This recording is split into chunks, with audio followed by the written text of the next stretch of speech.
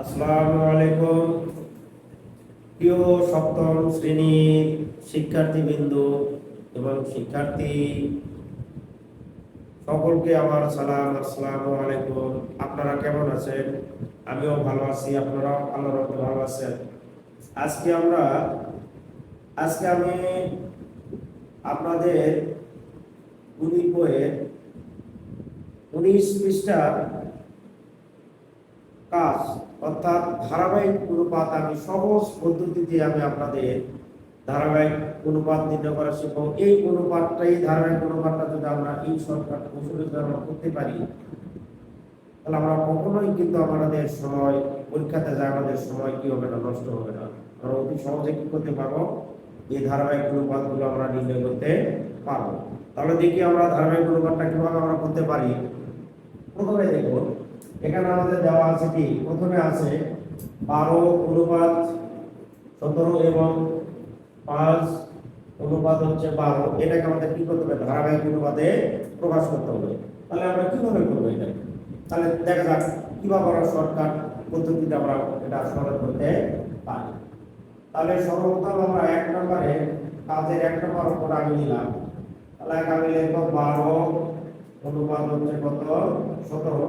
তার নিচে কিন্তু আমি লিখব 5 কত 12। এটা লেখার পর এখানে আমি টান দিয়ে দিলাম, সোজা একটা আমি টান দিয়ে দিলাম। টান দিয়ে দেওয়ার পর এখন আমি দেখব, তাহলে আমার কাজ কি দেখব, আমি সর্বপ্রথম এই 5 দিয়ে এটাকে আগে গুণ করব। তাহলে কত হবে, 5 12 7। তারপরে এখানে অনুপাত আছে, অনুপাত দিলাম, 5 12 60 হয়ে গেল। তারপরে এটাতে আমি করব রাখি এই 17 কে আবার গুণ করব। তাহলে এই 5 হচ্ছে কত 17, যদি আমি গুণ করে দিই তাহলে কত হবে, 5 17 85। তাহলে আমি এখানে লিখতে পারি কত, 5 17 85 আমি কি লিখতে পারি। তারপর আমার কি দেব, অনুপাত দেব। অনুপাত দেওয়ার পরে এখন আমাদের কাজ কি, তাহলে এখন আমাদের কাজ হচ্ছে এই 17 আর 12 গুণ করে আমি দিয়েছি। তাহলে 17 আর 12 যদি আমি এখন গুণ করে দেই, 17 গুণ হচ্ছে কত 12। তাহলে আমাদের আসলে কত, 204। তাহলে আমরা লিখতে পারি আমাদের ধারাবাহিক অনুপাত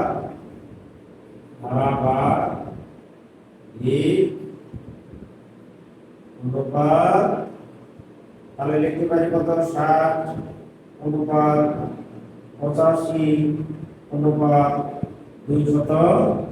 এটাই হবে কি আমাদের অ্যানসার। বুঝতে পারছো? তাহলে দেখো এবার আমরা করব নাকি এই 2 নম্বর কোণা একই নিয়মে আমরা করব। যদি আমরা একই নিয়মে করতে চাই তাহলে দেখো আমরা লিখতে পারি 23 11 আমরা তারপরে কত 7 অনুপাত কত 13। আগের নিয়মে আমরা কাজ করব। তাহলে এটা যে এটা আগে আমরা কি করব, উপরে এই 7 দিয়ে আগে আমরা উপরে গুণ করে দিব। তাহলে আমি যদি গুণ করে দিই তাহলে একেবারে 7 গুণ হচ্ছে কত 23। তাহলে কত হচ্ছে 161। তাহলে লিখতে পারি এখানে 161 অনুপাত এই 7 দিয়ে আমরা পুরোটা কি আমরা এইটাকে গুণ করে দেব। তাহলে 7 11 কত হবে 77 লিখলাম। তারপর 11 থেকে আগে গুণ করব, আমরা এটাকে কি করে দেব, গুণ করে দেব। তাহলে আমরা যদি এখন আমরা 11 গুণ হচ্ছে কত 13 যদি আমরা গুণ করে দিই, তাহলে 11 আর 13 কত হবে 100। এই অনুপাত দিয়ে লিখব কত 143। তাহলে এখন আমরা লিখব আমাদের ধারাবাহিক অনুপাত।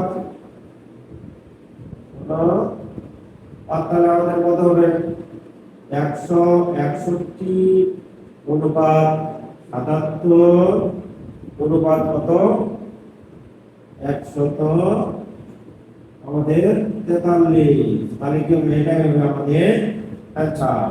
আর ক্লাস 7 এর শিক্ষার্থীবৃন্দ তোমরা তাহলে সকলেই এই 2 3 এবং থেকে এই 4 নম্বর অঙ্কটা এই একই নিয়মে তোমরা করে নিবা। তাহলে তোমাদের কি হয়ে যাবে, আমরা এটা ব্যবহার করে আমরা কি করতে পারি, সংক্ষিপ্ত প্রশ্ন সমাধান করতে পারি। এবং ব্যবসায়িক কি করতে পারি, আমরা সমাধান করতে পারি। এভাবে করলে আমাদের কি হবে, সময় অনেক বেঁচে যাবে। সকলে ভালো থাকবে, সুস্থ থাকবে। আবারও এসএম সায়েন্স ল্যাবের পক্ষ থেকে সকলকে শুভেচ্ছা জানাচ্ছি। এবং আমার এই চ্যানেলটা নতুন, যারা এই ভিডিওটা যে যেখান থেকে দেখবেন আমার এই চ্যানেলটিকে সাবস্ক্রাইব করবেন। আমি এরকম আরো ভিডিও তোমাদের কেমন লাগতেছে তোমরা একটু কমেন্টে জানাবা। ধন্যবাদ।